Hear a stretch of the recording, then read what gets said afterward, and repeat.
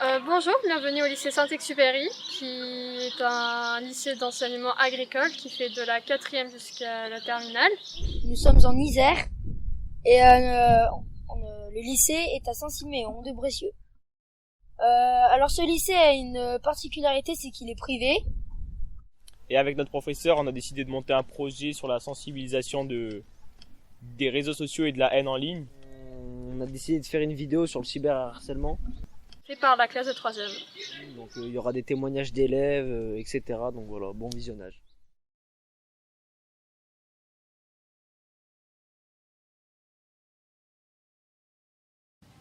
Je m'appelle Diane, j'ai 14 ans. Je m'appelle William Grabkalic, j'ai 16 ans. Je me présente, je m'appelle Sarah, j'ai 15 ans et je suis au lycée Saint-Exupéry. Alors moi c'est Aurélien Barandelli, j'ai 14 ans. Bonjour, je m'appelle Rabia Oumoun, je suis turque. Je m'appelle Kenzo, j'ai 14 ans. Je m'appelle Axel, je suis au lycée Saint-Exupéry, j'ai 16 ans. Bonjour, je m'appelle Esteban, je suis d'Es. Je m'appelle Luan Le Carpentier, je suis au lycée Saint-Exupéry en 3e professionnel. Et moi, je m'appelle Timo Zanko. Je m'appelle Wally. Bonjour, alors je m'appelle Pierre Collet. Bonjour, je m'appelle Thomas Ferreira, j'ai 14 ans. Je m'appelle Laurie Camacho Rodriguez. En quelques mots, têtu, gentil. Je m'appelle Noah Charou. Je m'appelle Lina. Je m'appelle Maïline, je suis une élève de 3e au lycée Saint-Exupéry. Je me présente, je m'appelle Jean, je travaille pour l'association E-Enfance. Donc en gros, E-Enfance, c'est une association qui existe depuis 2005. Donc nous, on intervient partout dans toute la France entière pour prévenir les dangers d'Internet et expliquer comment il faut correctement utiliser Internet. Nous, on n'est pas contre Internet, on n'est pas contre les réseaux sociaux, on n'est pas contre les écrans. Simplement, on considère que si c'est mal utilisé, ça peut être dangereux. Et donc nous, on est là surtout pour encourager une utilisation plus vertueuse du numérique. Donc moi je m'appelle Corinne Fasset, je travaille à la Maison de protection des familles de l'île d'Abo.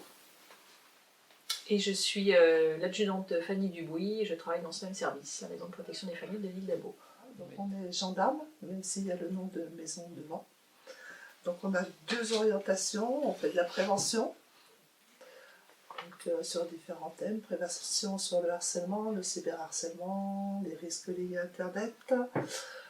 Et on a une partie judiciaire, où sur le judiciaire on traite tout ce qui est audition d'enfants, donc de mineurs on va dire, qui sont victimes d'agressions sexuelles ou de maltraitance.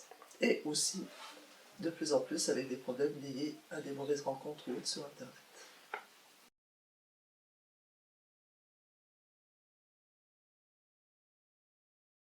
Internet, j'y suis sur TikTok, Instagram, et puis un peu sur les réseaux, sur les jeux vidéo aussi. Alors à la console, je joue à Fortnite. GTA, en ligne, Call of Duty et Warzone. Oui, oui. J'y joue quand j'ai envie ou quand il y a des potes à moi qui me disent de jouer. Sinon, j'y joue pas si je suis tout seul. Je passe un moment, je joue énormément. Même la nuit, je fais des nuits blanches, donc là, ça s'est calmé. Ouais, j'ai dépensé pas mal quand même d'argent dans certains jeux. On va dire entre 100 € et 300 €. Je crois vers les 200 €. Entre 400 et 600 je pense. Mais avant, maintenant, je sais plus. Au total, environ 700. Ouais, 300. Et il y a pas longtemps, j'ai utilisé 50 € sur un jeu, Genshin Impact, pour avoir un personnage que j'ai eu. Et voilà, c'est des économies que j'ai fait, donc bon. Je trouve ça complètement bête de mettre de l'argent dans des jeux. Ça va rien nous aider. Plutôt garder l'argent pour le permis, le BSR. Mais voilà. Et je suis très addict à Netflix, donc tous les soirs, même les matins, je regarde ma série préférée ou mon film préféré. Moi, comme tout le monde, j'ai un peu les réseaux sociaux, je parle à mes potes. Moi, je me divertis en regardant des vidéos et tout. Je m'en sers pas trop. Voilà, je m'en sers pas plus que ça. À part des fois quand j'ai rien à faire. Je m'expose pas sur internet, à part mes dessins que je mets. Par exemple sur TikTok, on peut mettre des dessins. L'algorithme en fait est beaucoup plus facile, donc on a plus de visibilité sur TikTok que par exemple sur Insta. Donc c'est juste pour que les gens voient mon travail que je fais et qu'ils peuvent me conseiller. Quand je poste un dessin, normalement, si tout le monde me dit ah c'est joli ou quoi, mais si je peux avoir des critiques constructives, c'est toujours bon à prendre.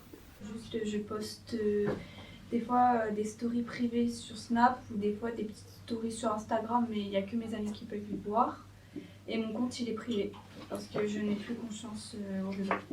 Avant, je faisais beaucoup de TikTok, j'étais en 6e, 5e. Même on les retrouvait, on les capturait et après, ça diffusait à mon ancien collège. Alors toi, sur Snapchat, tu fais quoi? Je parle, mais je fais pas de story. Et sur TikTok, tu fais des TikTok? Non, je fais pas de TikTok, je regarde des TikTok et voilà. Ok. Et moi, tu me demandes pas quoi? Et toi, tu fais quoi sur TikTok, Instagram et Snapchat? Moi, sur TikTok, je regarde juste des vidéos. Ça me permet de communiquer avec mes amis. Je parle avec. J'ai pas beaucoup d'amis, j'ai qu'un ami, donc je parle qu'avec lui. Pour les personnes, ça sert à rien, mais moi, je sais pas, c'est mon moment à moi. C'est quelque chose que j'aime beaucoup, c'est mon moment à moi, quoi. Pas grand chose, juste ça me fait du bien un peu de rigoler dans les réseaux. Ça beaucoup. Et voilà, ça me fait de moi une personne normale, tant d'autres qui regardent. Moi, ça m'apporte rien. Surtout, ça me passe tout le temps. Quelques vidéos d'autres personnes et c'est bon. Pas la vraie vie, les réseaux. Moi, les réseaux sociaux, sincèrement, je sais que ça apporte rien dans la vie. Donc, je me retrouve tout le temps toute seule. Donc, je m'en fais pas, je peux. Et des fois, il y a des choses intéressantes, comme sur Instagram, des fois, on peut voir des choses qui nous intéressent, genre nos activités à l'extérieur ou des choses comme ça. Moi, sur Instagram, je publie des citations, des textes, des citations sur la vie. Moi, c'est tout privé, parce que j'aime pas me montrer aux gens. Genre, j'ai rien à prouver aux gens, quoi. Le temps que je suis sur internet, environ dans la journée, j'y suis pas trop avec l'école. Et sinon, le soir, beaucoup. Je suis au moins 4 heures. Au moins 3-4 heures. Dans la semaine, 3-4 heures. Moi, dans la semaine, ça devrait être entre 6h ou 7h. Et le week-end, 8h. Par exemple, si je suis chez un pote le soir, ouais, je vais aller vite fait sur mon tel. Mais moi, je suis tout seul chez moi, donc c'est normal que je suis sur mon téléphone. Mais quand je suis avec des gens, pas trop. Moi, quand je suis on va dire en repas de famille ou quelque chose comme ça, j'utilise pas du tout mon téléphone parce que je me dis, on les voit une fois toutes les 2 semaines, une semaine, enfin, pour moi, quand je suis en repas, un truc comme ça, je dis c'était un manque de respect. Après, moi je dis qu'on a un portable pas pour faire le fond, quoi. Enfin, désolé, je dis le mot vulgaire. Mais pour moi, un portable, ça sert pas à être tout le temps sur les réseaux sociaux. Pour moi, la première chose d'un portable, c'est par exemple les appels, quoi. C'est ça pour moi. Moi, si on me les enlève, je sais très bien m'en passer. Je peux m'en passer un petit laps de temps, mais si on m'enlève les écrans du jour au lendemain, j'ai besoin de parler à des gens en fait, sinon ça me stresse. Moi, je peux m'y passer, c'est quand on est en cours, quand je fais mes devoirs, c'est compliqué, j'arrive pas. Et quand je suis chez moi, c'est que téléphone ou console ou ordinateur et tout. Et c'est horrible un peu pour moi parce que ça gâche mes journées. Donc je suis toujours dans ma chambre dans le noir. Moi, quand je suis chez moi, je passe pas beaucoup de temps sur mon téléphone, mais j'écoute beaucoup de musique. Mais en écoutant de la musique, je fais d'autres choses comme dessiner ou écrire. Tout le temps, je suis sur les réseaux. Je suis un peu addict aux réseaux à deux. Il n'y a pas de limite, je peux pas m'empêcher de regarder mon téléphone, d'aller sur les réseaux et de regarder. Et moi, ça pourrait être compliqué si on enlève mon téléphone. Genre, je ne sais pas quoi faire et comment m'occuper en fait. C'est bizarre, ça me donne toujours envie d'aller prendre mon téléphone. C'est un passe-temps. Ouais, voilà. Bah, j'arrive à me déconnecter des réseaux parce que quand je m'occupe et que je fais des activités à l'extérieur, bah, j'ai pas besoin de mon téléphone. Moi, même pas, je sors avec mon téléphone, c'est. Je sais pas, c'est pénible. Ça énerve souvent les gens. Alors, aujourd'hui, les écrans, elles font partie intégrante de nos vies. Aujourd'hui, dans les écoles, on est tous sur Pronote, École Directe, Vie Scolaire, OSE. Moi, en tant qu'intervenant, effectivement, mon boulot, c'est d'intervenir devant des jeunes, mais j'ai besoin de mon téléphone pour pouvoir rester en contact avec mes collègues, j'ai besoin de mon téléphone qui me sert de GPS, parce que c'est également ma boîte mail, etc. Donc, à un moment ou à un autre, on a tous une obligation à la connexion. Le problème, il faut pas que ça commence à devenir, faut pas que ça rentre dans l'excès. Donc si en permanence d'être devant un écran à l'école, je me retrouve en plus chez moi devant un écran sur Snapchat, sur Instagram, à regarder des vidéos sur YouTube, et que ça commence à prendre beaucoup trop de place dans ma vie, là je vais être dans l'excès. Et c'est l'excès qui fait le poison. Maintenant je sais pas c'est quoi le temps d'écran parfait, parce qu'on a tous des vies différentes. Il y en a qui auront d'autres obligations, il y en a qui ont l'obligation de faire du sport, de voir sa famille, de voir ses amis, etc., etc. Et malheureusement, si je décide de ne plus faire ça et de me consacrer uniquement aux écrans, bah là je suis dans l'excès, et là on peut peut-être parler d'une consommation problématique. Peut-être même le plus important, c'est de se prendre conscience de sa consommation, en allant dans le téléphone, en allant regarder son temps d'écran, pour avoir cette conscience-là et se dire « Ah oui, ok, je pensais que c'était que 30 minutes, ah c'est peut-être plus 2h30 ». Et ensuite, réfléchir sur sa consommation et se demander par nous-mêmes si on est dans l'excès ou pas.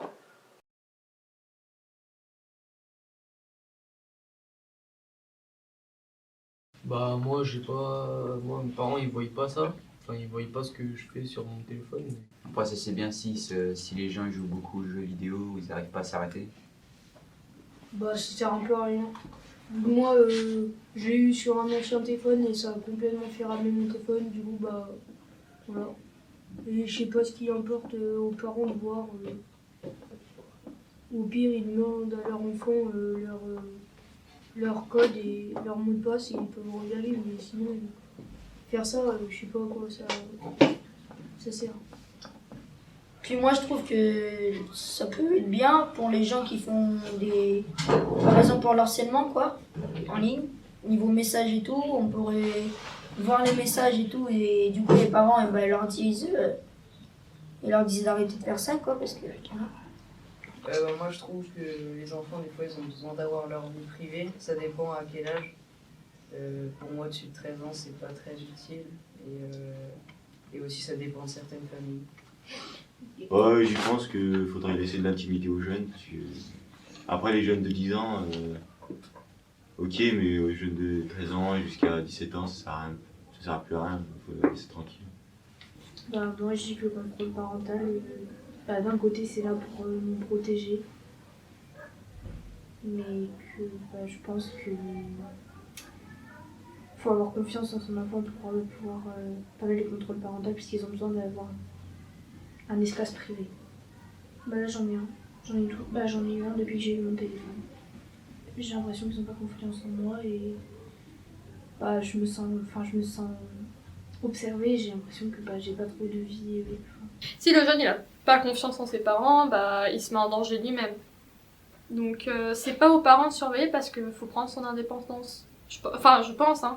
Et si le jeune il a un problème, qu'il en parle à ses parents et qu'il s'enfonce pas plus. Par exemple, si on va dire qu'il a fait fuiter une photo, je sais pas, dénudée, qu'il assume ses torts. Enfin, pas son tort, c'est pas sa faute, parce que du coup, c'est pas, si elle est exposée, c'est pas sa faute. Mais du coup, ouais, faut la confiance, quoi. Enfin, je comprends pas d'avoir une utilité, d'avoir un accord parental pour aller sur des trucs. Après, c'est vrai, il y a des vidéos choquantes sur certains trucs. Moi, je trouve que ça a des inconvénients et des avantages. Ça a plus des avantages pour les jeunes qui viennent d'avoir leur téléphone. Le contrôle parental, c'est super important. C'est un outil qui permet de tendre vers l'autonomie. C'est-à-dire que quand on est jeune, quand on arrive sur Internet, en primaire, en 6e, oui, on peut être confronté à une multitude de dangers et on a besoin de se faire aider, on a besoin d'être accompagné. Et le contrôle parental a ce but-là. Le contrôle parental ne doit pas du tout être vécu comme une punition. Bien au contraire, ça doit être vraiment vécu comme un accompagnement. On ne va pas à l'école comme ça du jour au lendemain, nos parents ne nous jettent pas dehors dans la rue pour nous dire « maintenant tu vas à l'école ». Non, La première fois, ils nous ont accompagnés, ils nous ont montré les dangers, ils nous ont tenu la main, ils nous ont expliqué que bah non, il faut attendre que le feu soit vert pour traverser, etc. Bah, on pense que sur Internet, c'est exactement la même chose. Et le contrôle parental est un outil qui va et qui a pour but de tendre vers cette protection, vers cette autonomie. Maintenant, je ne sais pas à quel âge il faut retirer le contrôle parental. Pourquoi ? Parce que peut-être qu'à 16 ans, j'ai tout compris au danger d'Internet, je suis complètement capable de gérer ma consommation par moi-même, et puis bah, peut-être qu'après 16 ans, j'en suis toujours pas capable. Donc le contrôle parental, bah, il est important d'utiliser. Maintenant, à quel âge il faut l'arrêter ? Bah, ça va dépendre de chaque individu, ça va dépendre aussi des parents, peut-être important d'en discuter, mais ça dépend de chaque famille.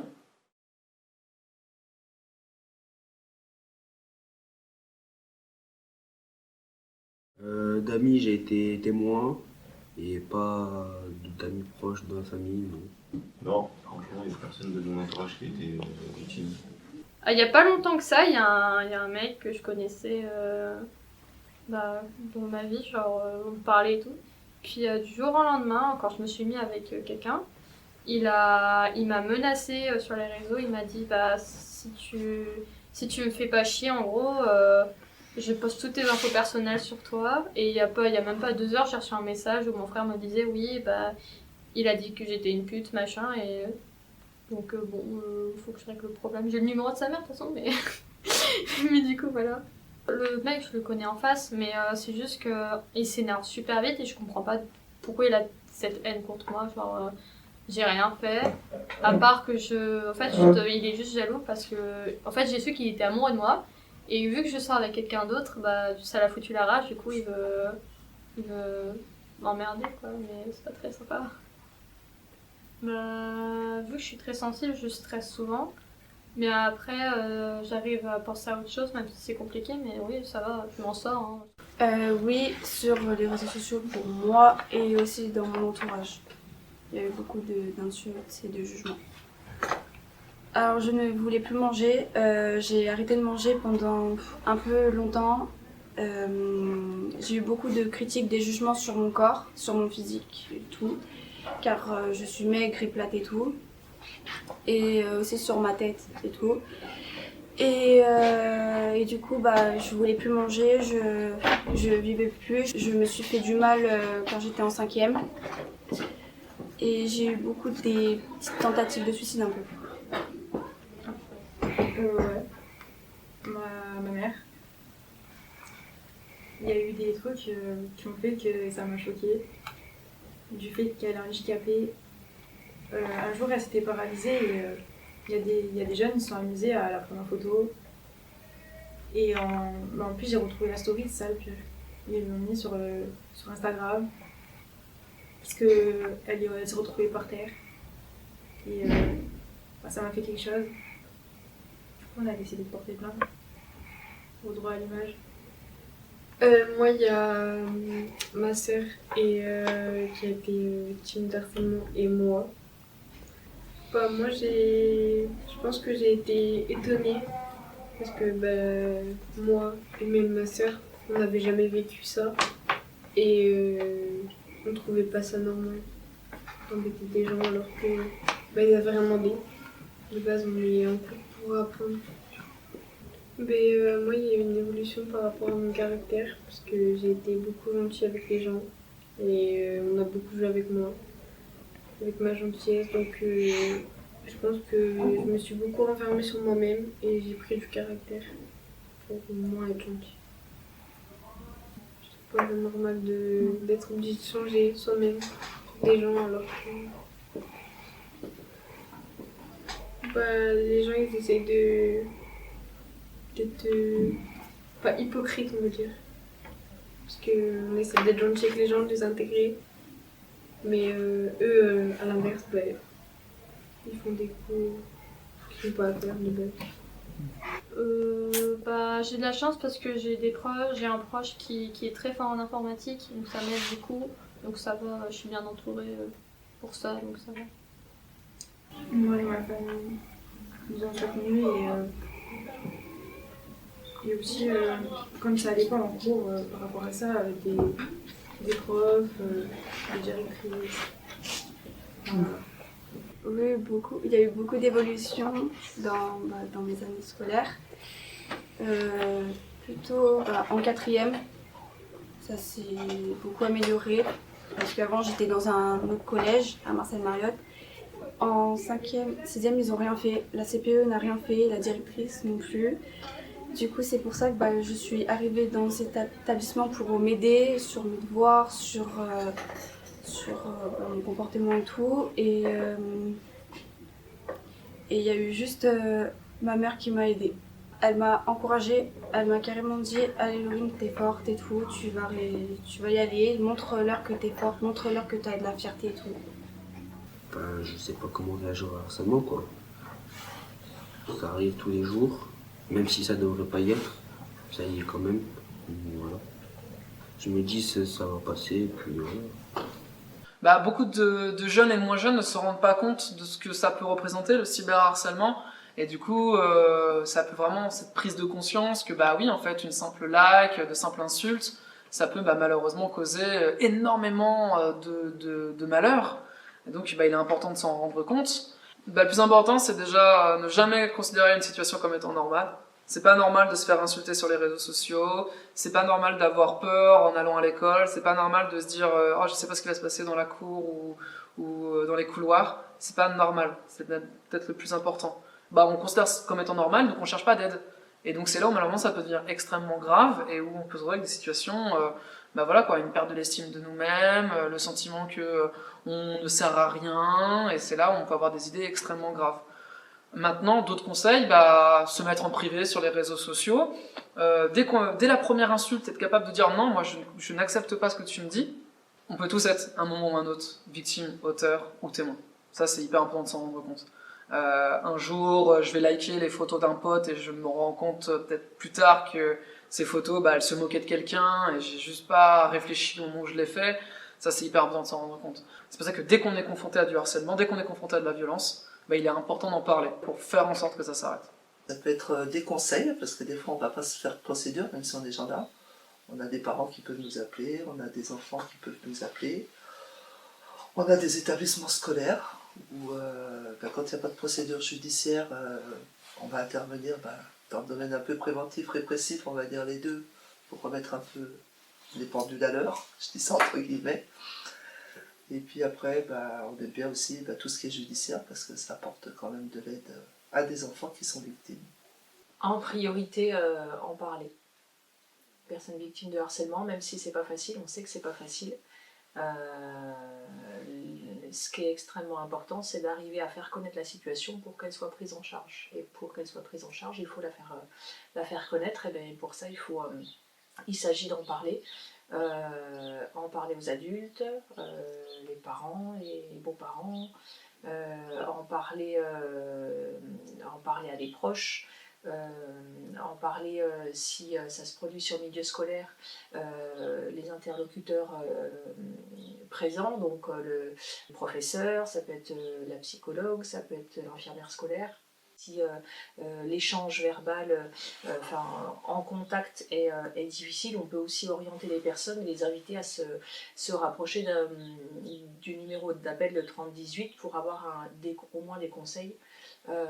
C'est un numéro qui est gratuit, c'est le numéro d'e-enfance, un organisme e-enfance qui délivre des conseils dans des situations qui s'apparentent ou qui se rapprochent en tout cas du harcèlement, savoir si on est confronté à une situation de harcèlement, parce que c'est pas toujours facile de savoir, de poser des mots sur une situation. Et ces personnes-là vont donner des conseils appropriés et puis orienter la personne sur la conduite à tenir. Alors, ce qu'on va conseiller à la victime, si les faits de harcèlement sont avérés, c'est au travers du dialogue et de l'échange qu'elle aura eu avec l'adulte, c'est d'inviter l'adulte à nous solliciter pour envisager un dépôt de plainte et ouvrir une enquête judiciaire.